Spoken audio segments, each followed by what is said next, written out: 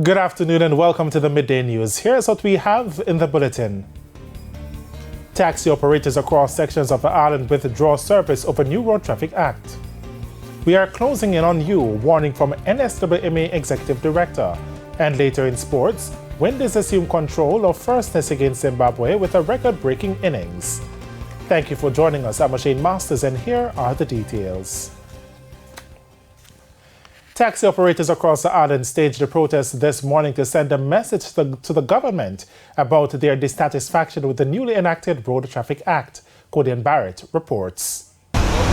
St. Catherine, St. Mary, Portland, St. Anne and Kingston and St. Andrew were affected as taxi drivers withdrew their service in protest. Transport operators had issued a warning from the night before of their intended action.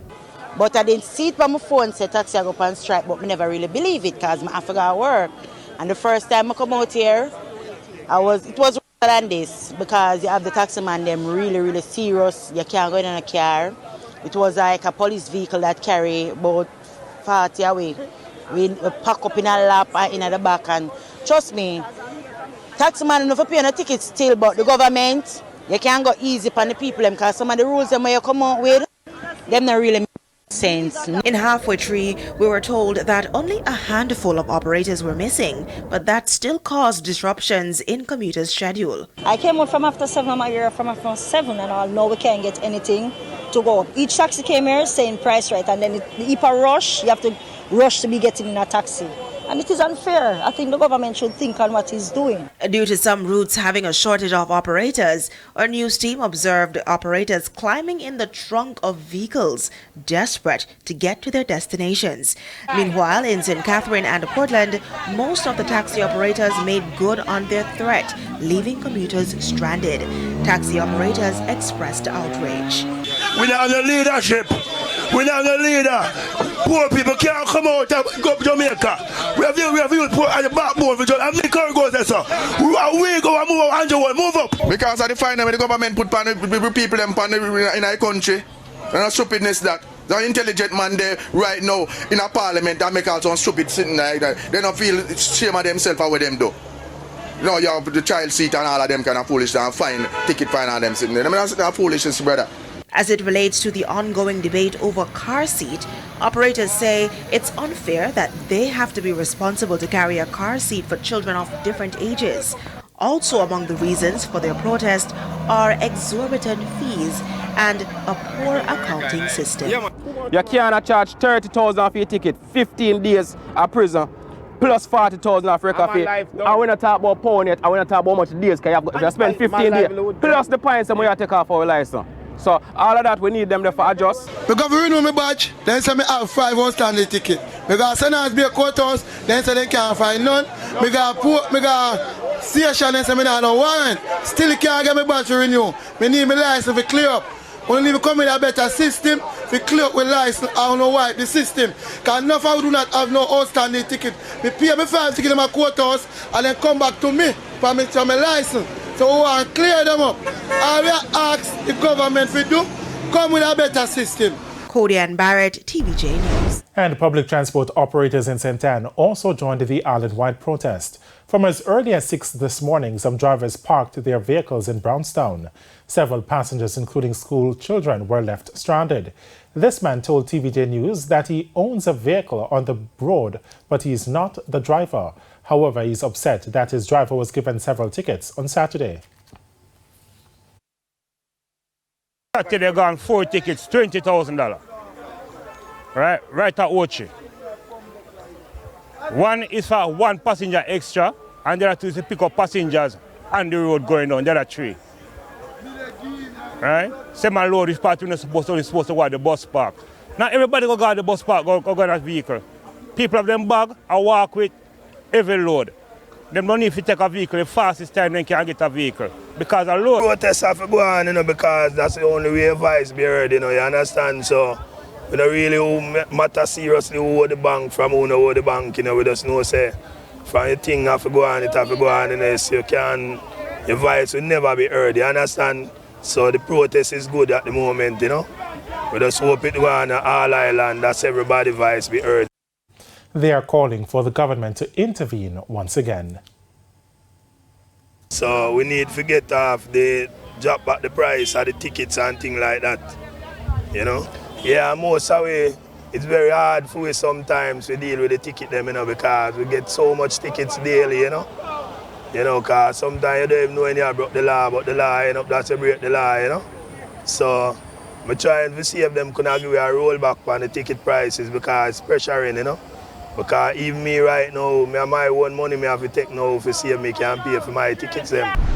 Stakeholders are again searching for solutions to the high number of abuse cases against children. It's believed to be at chronic levels as despite a number of gruesome cases recently, most of these offences are never reported to the authorities.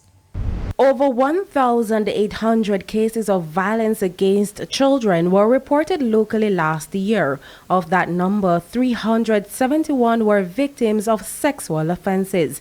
It has raised an alarm, but for Father Sean Major Campbell, the situation is greater, as he noted that the majority of those instances are never reported. That a lot of the stories do not reach the authorities and the media. And then sometimes when some of the situations are reported, one wonders what really has become of the particular concerns. How are they treated with? When we hear that certain situations have been resolved, what does that mean? Has anyone done an audit of the reports made and how exactly they were resolved? What are we to understand from that? It's why there are calls for a return to measures of days gone by. These statistics should let every single one of us, every single Jamaican, hang our heads in shame. In shame. We're a small country. We're under 3 million people. We have under 1 million children. And which means that these statistics are probably the highest in the world per capita when you look at children murdered and so on. So this is, children have become an endangered species in Jamaica, and all of us are responsible, not just parents, not just government, but the wider society. And so as a society, we're going to have to take a very serious look at how we fix this. In the meantime, calls have reignited for a school bus system, especially in rural Jamaica. It follows the rape and gruesome murder of 9-year-old Nikita Noel in Hanover last week. Vulnerability of our children, when you look at the geographic conditions and the physical conditions in where they live. But parents, many parents are unemployed, right? And they can form parent groups and walk the children to and from school. That's something that parents can do. But Western Hanover Member of Parliament Tamika Davis says despite a rural bus system or being dropped off at their gate, students are still at great risk. We need to get back to a village raising our children, that every neighbor will look out for a child that is on the way home.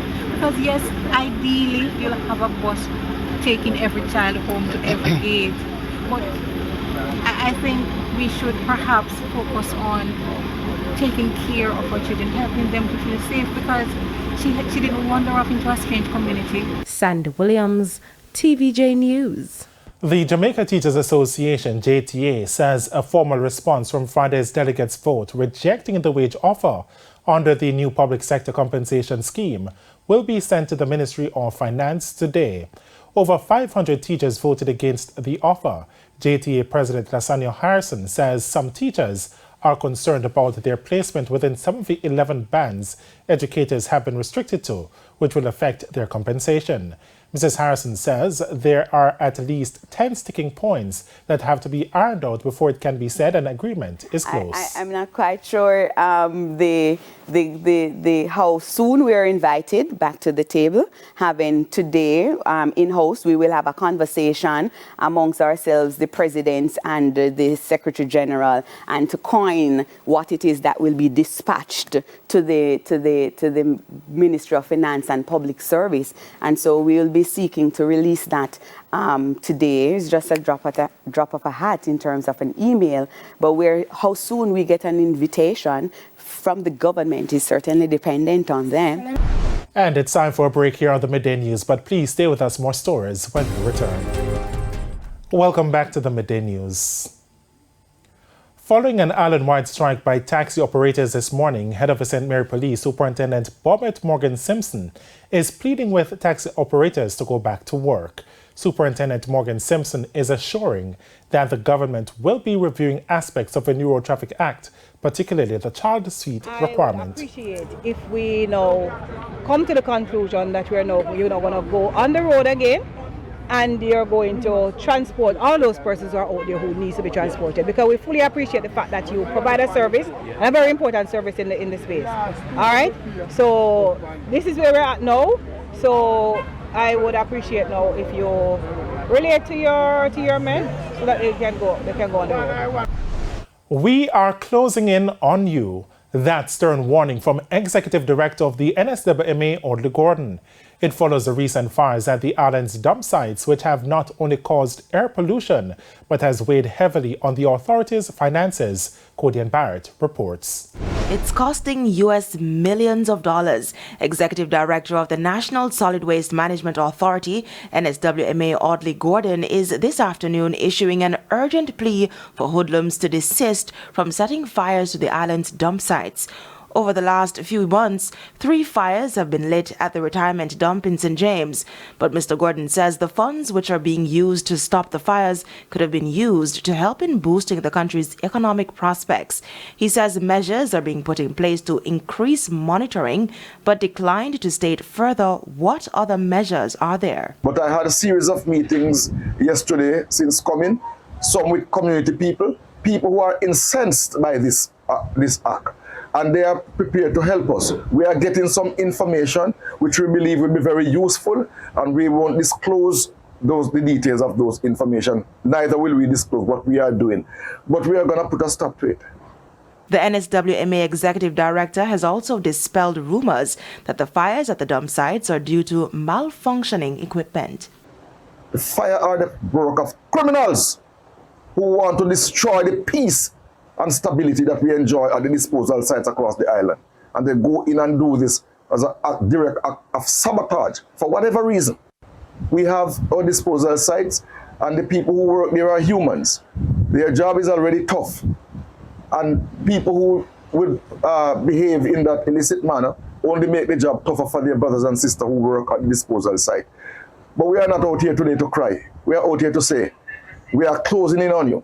Local Government Minister Desmond McKenzie in November stated that between 2011 and 2016, the government spent some $8 million putting out fires at the island's dump sites. He further noted that millions more are owed to citizens who had brought lawsuits against the government because of the fires. Codian Barrett, TVJ News. A submission is being made to Parliament for the resumption of the Housing Assistance Program to help citizens. Local Government Minister Desmond McKenzie made the announcement in St. Mary recently. Krista Campbell reports. Over 14,000 adults registered as poor in Jamaica, and the Poor Relief Department says the housing needs are exhaustive. Local Government Minister Desmond McKenzie says it's why the government wants to build twice as many social housing units in the new financial year than it expects to complete in the current year. And he stressed that the government will continue to use concrete as board structures have been proven to be more prone to fires. And in most cases, through the Poor Relief Department of the Municipal Corporation, we have provided furniture for these units. So they have a bed, a stove, kitchen, we put in wash tub. I appreciate this house very, very much. It is more than I bargained for. And because there are a lot more persons in need than the social housing program can provide for, I will, Mayor, when I speak in the sectorial debate after the budget, announce the resumption of the program to provide the housing assistance for the repairs. And that announcement will also see us improving on the amount that was allocated previously. Before the COVID-19 pandemic, councillors were given $500,000 for housing assistance. When we go out there, yes, it is good that mass brother get in this house. But when we go out there every day, a man will look at council, look, me roof a leak, me want 3 sheet of zinc. Or see them 2 sheet of ply, they're rotten, you can't give me 2 sheet of ply. That is what those funds were used to do. And pointing to a trend started in Westmoreland, Mr. Mackenzie has promised funds to help councillors repair deteriorating roads in areas where the social housing units are built. It cost $4.5 and $5 million to build a studio apartment for the recipients in Hamilton Mountain and Haywood Hall, St. Mary, respectively. Krista Campbell, TVJ News. And it's now time for the Business Minute. NCB Financial Group saw a 75% drop in profit for its first quarter ended December 2022.